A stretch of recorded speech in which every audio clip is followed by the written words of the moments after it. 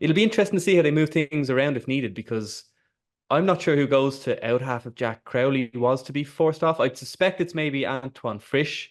He did play there coming up through the ranks in France, and actually, if you remember, he played at 10 for the Barbarians in was that last August? Against But Uruguay, was obviously it? they'll hope. Yeah, I think so. So obviously they'll hope it doesn't come to that. But these are the kind of risks you take with the six too. But it's when you consider the injuries that they have and some of the guys who are missing, it's still a pretty tasty Munster team. And Nankervel back is huge in terms of what he offers on both sides of the ball. He's really skillful and classy, but there's also a nice aggression to his game as well. Which Munster might need this weekend with the history between the two teams, and it makes it a really tasty midfield battle with Nankervel and Antoine Frisch back together against Hugh Jones and Tua Pilatu. But the national was a bit of a surprise today, and I think that's a significant blow as well, because that back three of Nash and Daly on the wings with Zebo at fullback has been so effective this year. It was actually when Zebo came back into the team around January where their 10-game URC winning run started. That's when Daly moved to the wing. And since then, the three of them have just been ever present, really, and have just worked together so nicely. So having Nash out does disrupt things because they don't get to make a like for like replacement to just bring in. So Mike Haley hasn't played a lot of rugby this season because of injury. So this is a big game for him. And then with Zebo on the wing tomorrow, I'm not sure you get as much from him there as you do when he's at fullback. He's been playing so well this season and he's been in such good form. But I think at fullback he can make more of the space in the pitch and the lines he can run. And you're also losing them what he offers defensively. He has so much experience and he's just so good at managing that backfield space and reading what the opposition are trying to do. And even I was down in Munster earlier this week for the press day, and I was asking Peter O'Mahony about Zebo for a piece that we'll have on the site tomorrow. And he was saying that the backs always say that when Zebo's at fullback, the communication and the information they get from him is just next level. And I've even found that noticeable myself over the last few weeks being down in Thomond, because even though the press box is quite high up in the stand there, you can actually hear Zebo shouting instructions to his teammates, and he's predicting the play the opposition are going to try and where the ball is going to go and who to target. So he can still do that to a degree tomorrow, of course, but I think fullback is his best position, and you just lose that little bit of what makes him so effective by having him on the wing. But with saying all that, Mike Haley's not a bad player to bring in a fullback, and you wouldn't bet against Zebo being the match winner tomorrow with a bit of magic on the out wide either. No, he has that capacity for sure. I'm just thinking back to that Exeter game. I'm not sure was he on the left wing as in playing left wing that day, but that little phantom Mm. offload to Damien Diolande a couple of years ago.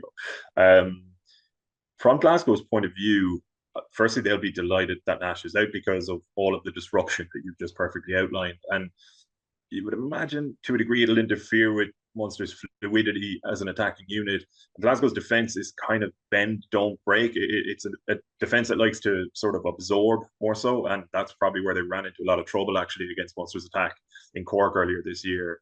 Um, I'm trying to think of areas in which Glasgow will look to get after Munster and actually assert some dominance here, because I think these are two evenly matched teams. But equally, when I look at their strengths and weaknesses, I'm like, they do match up nicely. Glasgow will definitely target them at the line out.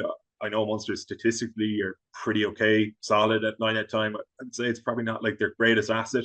Just in terms of nailing calls and spotless execution, it can go a little bit awry. Saw it at Northampton in the Champions Cup. We've seen it a few times this season. Um, Glasgow's attacking maul is unbelievable. Munster's defensive maul is unbelievable. That's going to be a really pivotal battle in this game. And equally the scrum. I mean, if you're Glasgow, I think that's where you're looking straight away. Probably with Sneyd on the bench, with Coombs even on the bench, if people don't necessarily think of number eight as contributing to scrums. Trust me, they do. First half for Glasgow there, first hour or so, like you'd be looking to turn the screw and try and find your ways, like entry points into the game via scrum penalties. That would be an interesting battle as well. Is there anything else off the top of your head or kind of ways in for either side that you see as opportunities for either Munster or Glasgow to exploit on their way to a final? Yeah, I think the lineout is the big target for Glasgow. The Glasgow have caused Munster so much hassle over the last few years, but then Munster have come such a long way in the last 12 months. And again, just being down at Munster earlier this week, I was asking Graham Rowntree about the work they've done around their defence. So this season, statistically, the best defence in the URC. Last week, they go and keep Ospreys scoreless for 76 minutes. And he actually pinpointed two games against Glasgow as being really instructive in terms of how they've built their defensive system. So you think of that game in March of last year, that mad game where Glasgow go 28-0 up by half time, go on to win 38-26. Roundtree said that after that game, Dennis Leamy identified some issues in how Munster were defending and made some tweaks.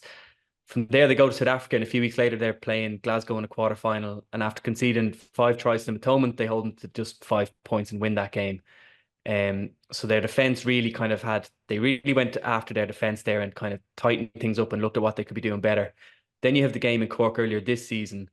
Munster win, but they concede 5 maul tries, which is just utterly unacceptable in their eyes. And again, it becomes a point in the season where they just reassess what they're doing and they decide to really go after their maul defence and work hard on that. And as you say, their maul defence has been excellent over the last couple of months. So the threat Glasgow are bringing to Limerick tomorrow, we all know what it is. Their hooker, Johnny Matthews, is the top try scorer in the URC this season. And Munster haven't just been preparing for that this week. It's been on their minds and part of their planning for over a year, really. So I think tomorrow that's really going to be put to the test again, and it's going to be such a crucial part of the game. We're going to have a moment at some stage in the first half, presumably, where Glasgow win a penalty, they kick to the corner, and everyone's just going to inch forwards in their seat that little bit.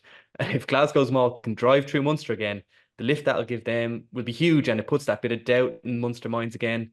On the other hand, if Munster deal with it, hold them out, you get this big momentum shift. You get this feeling of, yeah, we're able for you today. I'm trying to picture different scenarios that might unfold tomorrow, and that's the moment that keeps popping up in my head and the moment that I'm looking forward to. So it's going to be so interesting to watch that battle when you know it's coming, you know it's probably going to be a big part of the game, but it's going to be such a huge psychological boost for whoever comes on top of it. But I think, yeah, I think that line-out maul is really crucial for Glasgow tomorrow. There's a knock-on effect to that as well, which is that when a team is looking to defend stoutly against a potent maul, chances are they're not sending up jumper on opposition ball. So, if you're Glasgow, even if you don't necessarily, if you call a play that doesn't even necessarily require a maul, like chances are you're going to have clean ball because Munster are going to be so conscious of the maul. Like it's such an interesting battle in that regard. By the way, like virtually all of this applies to Munster on the other side of the ball as well. Their attacking ball is so good, and it'll be, we're talking about Glasgow disrupting them at the line out, and that's going to be a pretty tough thing to do when you consider the jumpers that Munster have, and when you consider how good they are from 5-10 meters out with their own ball. Absolutely brilliant battle. This is going to be, I think, a brilliant game, if not conventionally entertaining to the likes of the people who we were talking about earlier in the show who might not attend the game quite yet. I think for a rugby fan, this is going to be a spectacular little clash between two fantastic teams, the reigning champions and a team that weren't a million miles off finishing top of the regular season. You're confident Munster will do it? I wouldn't say confident, but I feel they will. I just I just don't see I don't see the game getting away from Munster in the first half. I find it hard to picture Glasgow really kind of building a big lead on Munster. And when you look at the bench Munster have ready to come on in the second half, I think that'll really swing things in their favour. So once it's a tight game, which I think it's going to be early in the second half, you've got those guys coming on. I think Munster will just have the power to kind of see the job through and get it done. We know they can play that cup rugby now. We know that they're not afraid to go away from their attacking game and just kick the points when they think it's the right thing to do. And as we've seen this year, like they haven't always been playing brilliant rugby, but they've been managing to win games without playing at their best. And that's always such an encouraging sign, I think. They've just found ways to win. They've come through some tricky battles, games that they maybe would have lost a year ago, 18 months ago.